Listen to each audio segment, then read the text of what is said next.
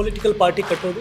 ನಮ್ಮ ಕನ್ನಡದ ಪರ, ನಮ್ಮ ಸಮಾನತಾವಾದಿಗಳ ಪರ ನಾವು ಕಟ್ಟೋದು ನಮ್ಮ ವಾಕ್ ಸ್ವತಂತ್ರ, ನಮ್ಮ ಭ್ರಷ್ಟಾಚಾರ ಹಿಂದೆ ನಾವು ಕರ್ನಾಟಕದ ಒಂದು ಪಕ್ಷ ಚಳುವಳಿ ಕಟ್ಟಬೇಕು. ಬಟ್ ನಾವು ಇವತ್ತು ಅದು ರೆಡಿ ಇಲ್ಲ. ಬಟ್ ಕರ್ನಾಟಕದಲ್ಲಿ ಎಷ್ಟೋ ವರ್ಷಗಳಿಂದ ಕಾಂಗ್ರೆಸ್ ಬಿಜೆಪಿನೇ ಆಡ್ತಾ ಇದೆ, ಈ ಡೆಲ್ಲಿ ಪಕ್ಷಗಳೇ ಆಡ್ತಾ ಇದೆ. ನಮ್ಮ ಅಸ್ತಿತ್ವ ನಮ್ಗೆ ಯಾಕಿಲ್ಲ? ನಾವ್ಯಾಕೆ ಕರ್ನಾಟಕದಲ್ಲಿ ನಮ್ಮೊಳಗೆ ಒಳ್ಳೆ ಲೀಡರ್ಶಿಪ್ ಇಲ್ವಾ? ಕರ್ನಾಟಕದಲ್ಲಿ ನಮ್ಮಲ್ಲಿ ಪ್ರಾದೇಶಿಕ ಶಕ್ತಿ ಇಲ್ವಾ? ನಿಮ್ಮ ಪ್ರಕಾರ ಕಾಂಗ್ರೆಸ್ ಅಂದ್ರೆ ಬ್ರಾಹ್ಮಣ್ಯ, ಕಾಂಗ್ರೆಸ್ ಅಂದ್ರೆ ಸನಾತನವಾದ, ಕಾಂಗ್ರೆಸ್ ಅಂದ್ರೆ ಅಸಮಾನತೆ, ಕಾಂಗ್ರೆಸ್ ಅಂದ್ರೆ ಬಂಡವಾಳಶಾಹಿ ವ್ಯವಸ್ಥೆ, ಕಾಂಗ್ರೆಸ್ ಅಂದ್ರೆ ಇವತ್ತಿನ ಯಥಾಸ್ಥಿತಿನಲ್ಲಿರೋ ಎಲ್ಲ ಸಮಸ್ಯೆಗಳು ಕಾಂಗ್ರೆಸ್.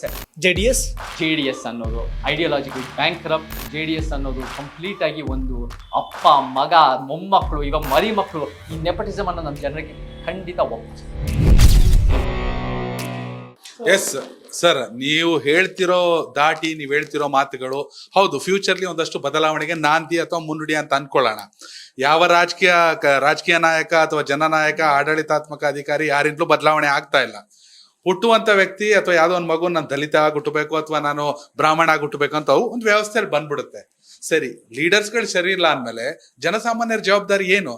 ನೀವ್ ಹೇಳ್ದಂಗೆ ಆಗ್ಬೇಕಂದ್ರೆ ನೋಡಿ, ಜನಸಾಮಾನ್ಯರ ಜವಾಬ್ದಾರಿ ಮುಖ್ಯವಾಗಿ ಸಮಾಜಕ್ಕೆ ನಾನು ಹೇಗೆ ವಾಪಸ್ ಕೊಡ್ಬೋದು ಅಂತ ಆಲೋಚನೆ ಮಾಡೋದು. ನೀವು ಯಾವತ್ತಾದ್ರೂ ನೋಡಿದ್ರು ಕೂಡ ಜನಸಾಮಾನ್ಯನಲ್ಲಿ ಅವರ ಸಾರಿ, ನೀವ್ ಹೇಳಿದ್ ಕರೆಕ್ಟ್, ನಂಗೆ ಅರ್ಥ ಆಗ್ತಿದೆ. ಒಂದು ಮಗು ಬ್ರಾಹ್ಮಣರಾಗೋ, ದಲಿತರಾಗೋ, ಮುಸ್ಲಿಂ ಆಗೋ ಹುಟ್ಟಾಯ್ತು, ಸ್ಕೂಲಿಗೆ ಬಂದಾಯ್ತು, ನಾನು ಓದ್ತಿರೋ ಮೊದಲನೇ ಅಕ್ಷರನೇ ಅಗಸ. ಏನ್ ಅಗಸ? ಮಡಿವಾಳ ಅಂದ್ರೆ ಏನು? ಬಟ್ಟೆ ಒಗೆಯೋನು. ನನಗ್ ಸಮಾಜ ಏನು ಅಂತ ತಿಳ್ಕೊಳ್ಳೋದಕ್ಕೆ ನಾನು ಜಾಸ್ತಿ ವ್ಯವಸ್ಥೆ ನಾನು ಸುತ್ತ ಹಾಕೊಂಡ್ಬಿಟ್ಟಿದೆ. ನಮ್ಗೆ ಒಂದ್ ಹೇಳ್ತೀನಿ, ನೀವ್ ಹೇಳ್ದಂಗೆ ಯಾರು ಬೈ ಚಾಯ್ಸ್ ನಾವು ನಮ್ಮ ಸಮುದಾಯಗಳು ಹುಟ್ಟಿಲ್ಲ.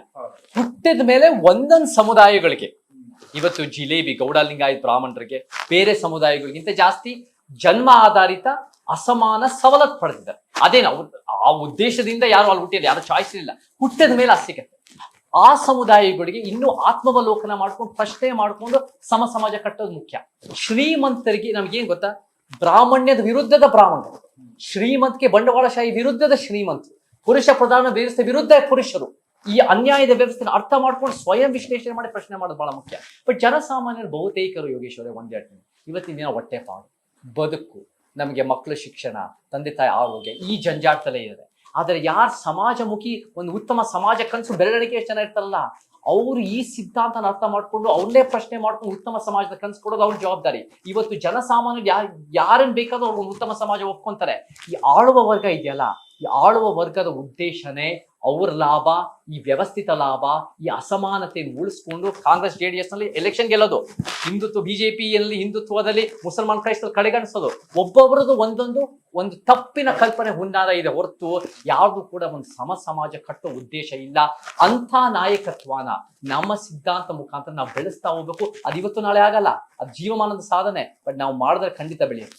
10 ವರ್ಷದಲ್ಲಿ ನಿಮ್ಗೊಂದು ಸಣ್ಣ ತೃಪ್ತಿ ಯಾರಿದ್ಯಾ? ಎಸ್, ನಾನು ಹೋಗ್ತಿರೋ ದಾರಿ ಕರೆಕ್ಟ್ ಇದೆ. ಖಂಡಿತ ಬಹಳ ಸಣ್ಣಗಿಂತ ಜಾಸ್ತಿ ತೃಪ್ತಿ ಆಗಿದೆ. ಎಲ್ಲೋದ್ರೂ ನಮಗೆ ರೀಚ್ ಆಗ್ತಾ ಇದೆ, ಎಲ್ಲೋದ್ರೂ ನಮ್ಮ ವಿಚಾರಗಳು ಸ್ಪ್ರೆಡ್ ಆಗ್ತಾ ಇದೆ, ಸಂಘಟನೆಗಳು ಗಟ್ಟಿ ಆಗ್ತಾ ಇದೆ. ಇವತ್ತು ನಿಮ್ಮಂಥವ್ರು ಚಾನ್ಸ್ ಕೊಡ್ತಾ ಇದ್ದೀರಾ, ನಮಗೆ ಮೀಡಿಯಾದಲ್ಲಿ ಚಾನ್ಸ್ ಸಿಗುತ್ತೆ. ನಮ್ಮ ವಿಚಾರಗಳು ಎಷ್ಟೋ 100 ವರ್ಷ 1000 ವರ್ಷ ಮುಚ್ಚಿ ಹಾಕಿದ್ರು. ನಮ್ಮ ವಿಚಾರ ಸಮಾಜದ ವಿಚಾರಗಳು ಎಲ್ಲ ಒಂದ್ ಕಡೆ ಮೀಡಿಯಾದಲ್ಲಿ ತೋರಿಸ್ತಾ ಇರಲಿಲ್ಲ. ಅದು ಶರಣರನ್ನು ಕೊಚ್ಚಿ ಹಾಕಿದ್ರು, ಸುಟ್ಟಾಕೋದು ವಚನಗಳು ಎಲ್ಲ ಒಂದ್ ರೀತಿ ಮಾಡಿದೆ. ಈ ವಿಚಾರಗಳು ಬೆಳಕಿಗೆ ಬಂದು ಮೇನ್ ಸ್ಟ್ರೀಮ್ ನಲ್ಲಿ ಹಿಂಗೂ ಆಲೋಚನೆ ಮಾಡ್ತಾರೆ. ಸೋಷಿಯಲ್ ಮೀಡಿಯಾನ ಬಹಳ ಹೆಲ್ಪ್ ಆಗಿದೆ ಈ ವಿಚಾರ. ನಾವು ಕೂಡ ನಾವೆಲ್ಲರೂ ಮೀಡಿಯಾ ಅಂದ್ರೆ ನಾವೆಲ್ಲರೂ ತೋರಿಸ್ತೀವಿ, ನಿಮ್ ಡಿಜಿಟಲ್ ಮೀಡಿಯಾನ ಮಾಡ್ತೀವಿ. ಸೊ ನಮಗೂ ಕೂಡ ಈ ವಾದನೂ ಇದೆ ಅಂತ ಜನ ಒಪ್ಕೊಳ್ತಾ ಇರುವಾಗ ಈ ವಾದ ಬೆಳೆಯೋ ಸಾಧ್ಯತೆಗಳು ಇರುತ್ತೆ. ಹಂತವಾಗಿ ಬೆಳಿಬೇಕು. ಅದಷ್ಟು ಬೇಗ ಹಂತವಾಗಿ ಬೆಳೆದ್ರೆ ನಮಗೆ ಬೇರು ಗಟ್ಟಿಯಾಗಿರುತ್ತೆ. ಸೀದಾ ಬೆಳೆಯಕ್ಕೆ ಹೋದ್ರೆ ನಗೆ ಪಾಠ ಆಗ್ಬಿಟ್ಟು ನಾವು ಸೋತು ನನಗೆ ಬೇಜಾರಿಲ್ಲ, ಸಿದ್ಧಾಂತ ಸೋಲ್ಬಾರ್ದು. ಸಿದ್ಧಾಂತನೇ ಸತ್ಯ. ರಾಜ್ಯದಲ್ಲಿ ಕಾಂಗ್ರೆಸ್, ಬಿಜೆಪಿ, ಜೆಡಿಎಸ್ ಸಮಸಿದ್ಧಾಂತಕ್ಕೆ ಇಲ್ಲ ಅನ್ನೋದು ನಿಮ್ ಲೆಕ್ಕಾಚಾರ. ಇಡೀ ದೇಶದಲ್ಲಿ ಯಾವ ರಾಜ್ಯದಲ್ಲೂ ಹತ್ತಿರದ ಯಾವ್ದು ಒಂದಿಲ್ವಾ? ಹತ್ತಿರಕ್ಕೆ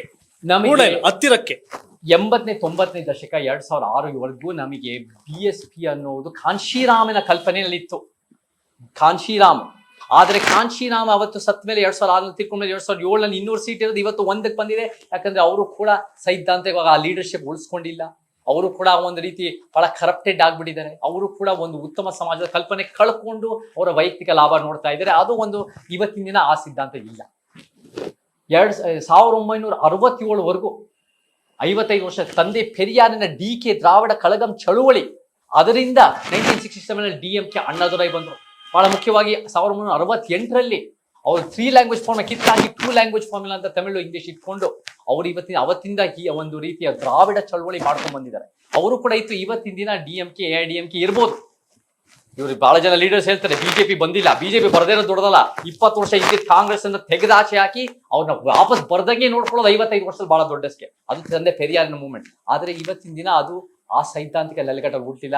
ನೆಪಟಿಸಮ್ ಬಹಳ ಬಂದ್ಬಿಟ್ಟು ಬಹಳ ಸಮಸ್ಯೆಗಳಾಗಿದೆ. ಕಾಂಗ್ರೆಸ್ ಜೊತೆ ಸೇರ್ಕೊಂಡು ಅವ್ರು ಸಿದ್ಧಾಂತ ಮಾಡ್ತಿದ್ದಾರೆ. ಆದ್ರೆ ಕೆಲವು ವ್ಯಕ್ತಿಗಳು ತೋಲ್ ತಿರುಮಾವಾಲವನ್ ಅಂತ VCK ನಲ್ಲಿ ಸಿದ್ಧಾಂತ MP ಅಂತವ್ರು, ಕೆಲವು ವ್ಯಕ್ತಿಗಳು ಇನ್ನೂ ಕೂಡ ನಮ್ಮ ಸಿದ್ಧಾಂತ ಮುಂದುವರಿಸ್ತಾ ಇದ್ದಾರೆ. ಬಟ್ ನಮ್ಮ ಸಿದ್ಧಾಂತ ಜ್ಞಾಪಕಕೊಳ್ಳಿ, ನಮ್ಮ ಸಿದ್ಧಾಂತ ಅದು ಎಷ್ಟು ಜನ MP ಗಳಿದ್ದಾರೆ, ಎಷ್ಟು ಜನ MLA ಗಳಿದ್ದಾರೆ, ಎಷ್ಟು ರಾಜ್ಯಗಳಿದೆ, ಅದರ ಮಹತ್ವ ತೋರಿಸಲ್ಲ. ಒಂದು ಸಿದ್ಧಾಂತದ ಮಹತ್ವ, ಅದರ ಜೊತೆ ಎಷ್ಟು ಸಮಾನತೆ, ನ್ಯಾಯ, ವೈಜ್ಞಾನಿಕತೆ ಇದೆ ಅಂತ ಹೇಳ್ತೀನಿ. ನಮ್ಮ ಸಿದ್ಧಾಂತನೇ ಪರಿವರ್ತನೆ ಸಿದ್ಧಾಂತ. ಅದನ್ನ ಕಟ್ತಾ ಹೋಗ್ಬೇಕು, ಕಟ್ತಾ ನಾವು ಧೈರ್ಯವಾಗಿ ಕಟ್ತಾ ಮುಂದುವರಿಬೇಕು. ಅದರಿಂದ ಪರಿವರ್ತನೆ ಆಗುತ್ತೆ. ಯಾರು ಜಾಸ್ತಿ ಇಲ್ಲ ಅನ್ನೋ ಕಾರಣಕ್ಕೆ ನಾವು ಇನ್ನೂ ಕಟ್ಟಬೇಕಾಗಿರೋ ಇನ್ನೂ ಮುಖ್ಯ ಕಾರಣ ಹೊರತು ಅದನ್ನ ಬಿಟ್ಟು ಯಾರು ಇಲ್ಲವಲ್ಲ ನಾವು ಸುಮ್ಮನೆ ಆಗದ ಪ್ರಶ್ನೆ ಬರಲ್ಲ. ಎಸ್ ಸರ್, ಈಗ ತಮಿಳ್ನಾಡು ಪಾಲಿಟಿಕ್ಸ್ ಅಲ್ಲಿ ಅಲ್ಲೇನೋ VCK ಅವ್ರ ಬಗ್ಗೆ ಎಕ್ಸ್ಪ್ಲೇನ್ ಮಾಡ್ತಾ ಹೇಳಿದ್ರಿ. ಬಟ್ ಒಂದು ಭರವಸೆ ಬೇಕಲ್ಲ ಸರ್. ಭರವಸೆ ಅಂದ್ರೆ ಹೌದು ಸಮ ಸಿದ್ಧಾಂತ ಇರುತ್ತೆ, ಅದು ಬೇಕು, ಟೈಮ್ ಇದೆ, ಮಾಡುತ್ತೆ ಹೇಳ್ತಿದ್ರಿ. ಬಟ್ ಪ್ರೆಸೆಂಟ್ ಜನರೇಷನ್ಗೆ ಒಂದು ನಿರೀಕ್ಷೆಗಳಂತಿರುತ್ತಲ್ಲ. ನೋಡಿ, ನಾವು ಸದ್ಯಕ್ಕೆ ಪೊಲಿಟಿಕಲ್ ರೀತಿ ಯೋಚನೆ ಮಾಡಬಾರ್ದು. ಎಲೆಕ್ಟೋರಲ್, ಚುನಾಯಿತ ಯೋಚನೆ ಮಾಡಬಾರ್ದು. ಪೊಲಿಟಿಕಲ್ ಅಂದ್ರೆ ರಾಜಕೀಯದ ಲೋಪದೋಷಗಳು ಎತ್ತಿ ಹಿಡಿದು ನಮ್ಮ ದೃಷ್ಟಿಕೋನದಿಂದ ಹೇಳೋದು ಖಂಡಿತ ಬೇಕು. ಆದರೆ ಚುನಾಯಿತ ನಾವು ಯೋಚನೆ ಮಾಡ್ತಾ ಇಲ್ಲ. ಎಲೆಕ್ಟೋರಲ್, ಇವಾಗ ಒಂದ್ ಹೇಳ್ತೀನಿ, ಎಲೆಕ್ಟೋರಲ್ ಅಂದಾಗ ನಮ್ಗೆ ಏನ್ ಗೊತ್ತು, ಜನರಿಂದ ಏನೋ ಬೈಕೆ ಬರುತ್ತೆ. ಅಂದ್ರೆ ಜನರಿಗೆ ಏನ್ ಬೇಕು ಅಂದ್ರೆ ನೀವು ಮತಗಳು ನಮ್ಗೆ ಹಾಕ್ಬೇಕು. ನನಗೆ ಇವತ್ತಿನ ದಿನ ಯಾವ ಒಂದು ಏನೂ ನಿರೀಕ್ಷೆ ಇಲ್ಲ, ದುಡ್ಡಿನ ನಿರೀಕ್ಷೆ ಇಲ್ಲ, ಸ್ಟಾರ್ಡಮ್ ನಿರೀಕ್ಷೆ ಇಲ್ಲ, ಜನರಿಂದ ಮತ ನಿರೀಕ್ಷೆ ಇಲ್ಲ, ನಮ್ಗೆ ಏನು ಬೇಕಾಗಿಲ್ಲ. ಸತ್ಯ ನಮಗೆ ಗೊತ್ತಾಗಬೇಕು, ಸತ್ಯ ಹೇಳಬೇಕು, ಅಂಕಿ ಅಂಶಗಳು, ದಾಖಲೆ, ಪುರಾವೆಗಳು, ನಮ್ಮ ದೃಷ್ಟಿಕೋನ ತಳಮಟ್ಟದಿಂದ ನೋಡಬೇಕು. ಸೊ ಆ ನಿಟ್ಟಿನಲ್ಲಿ ನಾವು ಹೇಳ್ತಾ ಇದೀವಿ. ಈ ತರ ಆಲೋಚನೆ ಬಂದಷ್ಟು, ನಾನಲ್ಲ, 224 ಮಿನಿಮಮ್ 224 ಜನ ಆಗಿರ್ಬೋದು, ಅಥವಾ ಸಾವಿರಾರು ಲಕ್ಷಾಂತರ ಜನ ಈ ತರ ಆಲೋಚನೆ ಮಾಡಕ್ಕೆ ಶುರು ಮಾಡಿದ್ಮೇಲೆ ಬಹಳ ದೊಡ್ಡ ಪರಿವರ್ತನೆ ಕರ್ನಾಟಕದಲ್ಲಿ ಆಗತ್ತೆ. ಅವಾಗ ನಾವೊಂದು ಚುನಾಯಿತ ರೆಡಿ ಆಗೋಕ್ಕೆ ಸಾಧ್ಯ ಇರ್ಬೋದು. ಮುಂದಿನ ಭವಿಷ್ಯ ನಮ್ಗೆ ಗೊತ್ತಿಲ್ಲ, 15-20 ವರ್ಷ ರೆಡಿ ಆಗ್ಬೋದು, ಅಥವಾ ಇನ್ನು 100 ವರ್ಷ ತಗೋಬಹುದು. ಪೊಲಿಟಿಕಲ್ ಪಾರ್ಟಿ ಕಟ್ಟೋದು ನಮ್ ಯೋಚನೆ ಇಲ್ಲ. ಆದರೆ ಪೊಲಿಟಿಕಲ್ ಪಾರ್ಟಿ ಈ ಸಿದ್ಧಾಂತ ಒಂದು ಗ್ರಾಸ್ ರೂಟ್ಸ್ ನಲ್ಲಿ ಒಂದು ಅಡಿಪಾಯ ಆದರೆ ನೀವು ಪೊಲಿಟಿಕಲ್ ಪಾರ್ಟಿ ಕಟ್ಬಿಟ್ಟು ಬಹಳ ಯಶಸ್ಸು ಮಾಡಬಹುದು. ಇವಾಗ ತಂದೆ ಪೆರಿಯಾರ್ ಯಾವತ್ತು ಪೊಲಿಟಿಕಲ್ ಪಾರ್ಟಿ ಕಟ್ಟಲಿಲ್ಲ, DK ಮೂವ್ಮೆಂಟ್ ಮಾಡಿದ್ರು. DK ಮೂವ್ಮೆಂಟ್ ಒಂದು ಐಡಿಯಾಲಜಿಕಲ್ ಮೂವ್ಮೆಂಟ್. ಆ DK ಮೂವ್ಮೆಂಟ್ ತಗೊಂಡು ಅಣ್ಣಾದುರೈ ತಗೊಂಡು DMK ಮಾಡಿ 1967 ಅಲ್ಲಿ ಎಕ್ಸ್ಟ್ರಾರ್ಡಿನರಿ ಪೊಲಿಟಿಕಲ್ ಮೂವ್ಮೆಂಟ್ ಮಾಡಿದ್ರು. ಅದನ್ನ 87 ವರ್ಷ ಆಗಿದ್ದು ಪೆರಿಯಾರ್ ಬರೋ ಅಷ್ಟೊತ್ತಿಗೆ. ಸೊ ಪೆರಿಯಾರ್ 87 ವರ್ಷ ಆಗಿದ್ದಾಗ ಅದು ಬಂದಾಗ ಅಣ್ಣಾದುರೈ ಒಪ್ಕೊಂತಾರೆ. ಈ ಇಡೀ ಚಳುವಳಿ, ಇಡೀ ಗೆಲುವು ತಂದೆ ಪೆರಿಯಾರ್ ಮೂವ್ಮೆಂಟ್ ಇಂದ. ಸೊ ನಮ್ಗೇನಂದ್ರೆ ಅದರ ನಂತರ ದ್ರಾವಿಡ ಪಾಲಿಟಿಕ್ಸ್ ಎಕ್ಸ್ಟ್ರಾರ್ಡಿನರಿ ಎಕ್ಸ್ಪ್ಲೋರ್ಡ್ ಆಯ್ತು. ಅದರ ನಂತರ ಕಾಂಗ್ರೆಸ್ಸು ಆಚೆ ಹೋಯ್ತು, BJPನೂ ಬರ್ದನಿಂಗ್ ಆಯ್ತು. ಒಂದು ತಮಿಳುನಾಡಿನಲ್ಲಿ ಒಂದು ಪ್ರಾದೇಶಿಕ ದೊಡ್ಡ ಮಟ್ಟಕ್ಕೆ ಶಕ್ತಿ ಅದು ಇವತ್ತು ಒಂದು ರೀತಿ ಸ್ವಲ್ಪ ಅದು ಎಷ್ಟೋ ರೀತಿಯಲ್ಲಿ ಶೇಕಿ ಆಗಿದೆ, ಮತ್ತೆ ಎಷ್ಟೋ ರೀತಿಯಲ್ಲಿ ಸೈದ್ಧಾಂತಿಕ ಬ್ಯಾಂಕ್ರಪ್ಟ್ ಆಗಿದೆ. ಬಟ್ ನಮಗೆ ಕರ್ನಾಟಕಕ್ಕೆ ನಾವು ಒಂದು ಇಂಟರ್ನಲ್ ಡೆಮಾಕ್ರಸಿ ಇಟ್ಟು ನಾವು ಒಂದು ದೊಡ್ಡ ಮಟ್ಟದ ಅದ್ಭುತವಾದ ವಿಚಾರಧಾರೆ ಹರಡಿಸಿದ್ರೆ ಲಾಂಗ್ ಟರ್ಮ್ ಕರ್ನಾಟಕಕ್ಕೆ ಒಂದು ಬಹಳ ದೊಡ್ಡ ಪ್ರಾದೇಶಿಕ ಶಕ್ತಿ ಆಗುತ್ತೆ. ಲಾಂಗ್ ಟರ್ಮ್ ಕರ್ನಾಟಕದ ಅಸ್ಮಿತೆ, ಕನ್ನಡತನನೇ ನಮ್ಮ ಭಾರತೀಯತನ. ಯಾಕೆ ಇವತ್ತಿನ ದಿನ ನಮಗೆ ಈ ಕೇಂದ್ರ ಸರ್ಕಾರದ ಪಕ್ಷಗಳು ನಮ್ಮ ಮೇಲೆ ದಾಳಿ ಮಾಡ್ತಾ ಇದೆ? ಯಾವಾಗ ನಾವು ಡೆಲ್ಲಿ ನೋಡ್ಕೊಂಡು ಅವ್ರ ತೀರ್ಮಾನ ತಕ್ಕಂತೆ ನಾವು ತಕ್ಕದೇ ಮಾಡಬೇಕು. ನಮ್ಮ ಸಿದ್ಧಾಂತ, ನಮ್ಮ ರಾಜ್ಯ, ನಮ್ಮ ಒಕ್ಕೂಟದ ಶಕ್ತಿ, ನಮ್ಮ ಕನ್ನಡದ ಪರ, ನಮ್ಮ ಸಮಾನತಾವಾದಿಗಳ ಪರ ನಾವು ಕಟ್ಟೋದು ವಾಕ್ ಸ್ವತಂತ್ರ, ನಮ್ಮ ಭ್ರಷ್ಟಾಚಾರ ಇಲ್ಲದೆ ನಾವು ಕರ್ನಾಟಕದ ಒಂದು ಪಕ್ಷ ಚಳುವಳಿ ಕಟ್ಟಬೇಕು. ಬಟ್ ನಾವು ಇವತ್ತು ಅದು ರೆಡಿ ಇಲ್ಲ. ಅದಕ್ಕೆ ತಯಾರು ಮಾಡ್ಕೊಂಡು ಪಾಯ ಕಟ್ಟೋದು ಮುಖ್ಯ. ಇವತ್ತಿನ ದಿನ ನೋಡಿ ಶಿವಕುಮಾರ್ ಅವರೇ, ನಾವು ಗಿಡ ನೆಡೋರು ಆಗ್ತೀವಿ, ನಾವು ಆ ಮರದಿಂದ ಹಣ್ಣು ತಿನ್ನೋರು ಆಗ್ಬೇಕು ಅಂತ ಒಂದು ಆಸೆ ಪಡೋದಕ್ಕಿಂತ ಗಿಡ ನೆಡೋರು ಆಗ್ತೀವಿ. ಈ ದಕ್ಷಿಣ ಭಾರತ ಉತ್ತರ ಭಾರತ ಅಂತ ಒಂದು ವ್ಯತ್ಯಾಸಗಳು, ಅದ್ರ ಬಗ್ಗೆ ತಾವೇನ್ ಹೇಳ್ತೀರಿ, ಒಪಿನಿಯನ್? ಖಂಡಿತ ದಕ್ಷಿಣ ಭಾರತ ಉತ್ತರ ಭಾರತ ಒಂದೊಂದು ರೀಜನಲ್ ಒಂದೊಂದು ಇದು ವ್ಯತ್ಯಾಸಗಳಿದೆ. ನೀವು ಹಿಂದುತ್ವ ಅನ್ನೋದು ಕೂಡ ಎಷ್ಟೋ ಒಂದು ನಾಗ್ಪುರದಲ್ಲಿ ಬೆಳೆದಿತ್ತು, ಅದು ಹೆಚ್ಚು ಕಮ್ಮಿ ಕೌ ಬೆಲ್ಟಿನ ಸಿದ್ಧಾಂತ. ಅದು ಈ ಕಡೆ ಭಾಗದಲ್ಲಿ ಪ್ರಾದೇಶಿಕ ಶಕ್ತಿಗಳು, ಬೇರೆ ಬೇರೆ ಶಕ್ತಿಗಳು ಒಂದೊಂದಿದೆ. ಬಟ್ ಅದು ತಮಿಳುನಾಡು, ಆಂಧ್ರ, ತೆಲಂಗಾಣ, ಇವಾಗ ತೆಲಂಗಾಣ ಸ್ವಲ್ಪ ಚೇಂಜ್ ಆಗಿದೆ, ಮತ್ತೆ ಕೇರಳ. ಬಟ್ ಕರ್ನಾಟಕದಲ್ಲಿ ಎಷ್ಟೋ ವರ್ಷಗಳಿಂದ ಕಾಂಗ್ರೆಸ್ BJPನೇ ಆಡ್ತಾ ಇದೆ, ಈ ಡೆಲ್ಲಿ ಪಕ್ಷಗಳೇ ಆಡ್ತಾ ಇದೆ. ನಮ್ಮ ಅಸ್ತಿತ್ವ ನಮ್ಗೆ ಯಾಕಿಲ್ಲ? ನಾವೇ ಕರ್ನಾಟಕದಲ್ಲಿ ನಮ್ಗೆ ಒಳ್ಳೆ ಲೀಡರ್ಶಿಪ್ ಇಲ್ವಾ? ಕರ್ನಾಟಕದಲ್ಲಿ ನಮ್ಮಲ್ಲಿ ಪ್ರಾದೇಶಿಕ ಶಕ್ತಿ ಇಲ್ವಾ? ನಿಮ್ ಪ್ರಕಾರ ಕಾಂಗ್ರೆಸ್ ಅಂದ್ರೆ ಬ್ರಾಹ್ಮಣ್ಯ, ಕಾಂಗ್ರೆಸ್ ಅಂದ್ರೆ ಸನಾತನವಾದ, ಕಾಂಗ್ರೆಸ್ ಅಂದ್ರೆ ಅಸಮಾನತೆ, ಕಾಂಗ್ರೆಸ್ ಅಂದ್ರೆ ಬಂಡವಾಳಶಾಹಿ ವ್ಯವಸ್ಥೆ, ಕಾಂಗ್ರೆಸ್ ಅಂದ್ರೆ ಇವತ್ತಿನ ದಿನ ಯಥಾಸ್ಥಿತಿನಲ್ಲಿ ಎಲ್ಲ ಸಮಸ್ಯೆಗಳು ಕಾಂಗ್ರೆಸ್. ಯಾಕಂದ್ರೆ ಅವರು ಅದನ್ನ ಬದಲಾಯಿಸಲ್ಲ, ಥಿಂಕರಿಂಗ್ ಮಾಡ್ಕೊಂಡು ಅದನ್ನು ಉಳಿಸ್ತಾರೆ. ಯಾಕಂದ್ರೆ ಅವ್ರು ಲೆಕ್ಕಾಚಾರ ಬೇಕು, ಅವರ ಎಲೆಕ್ಷನ್, ಅವ್ರ ಪರಿವರ್ತನೆ ಆಲೋಚನೆ ಇಲ್ಲ. ಅವ್ರಿಗೆ ಏನ್ ಬೇಕು ಅಂದ್ರೆ ನಾನು ವೈಯಕ್ತಿಕವಾಗಿ ಲೆಕ್ಕಾಚಾರ ಗೆಲ್ಲಬೇಕು, ಗೆದ್ದಿರೋ ಮುಂದಾಕ್ಬೇಕು, ಪೊಲಿಟಿಕಲ್ ಕ್ಯಾಲ್ಕುಲೇಷನ್.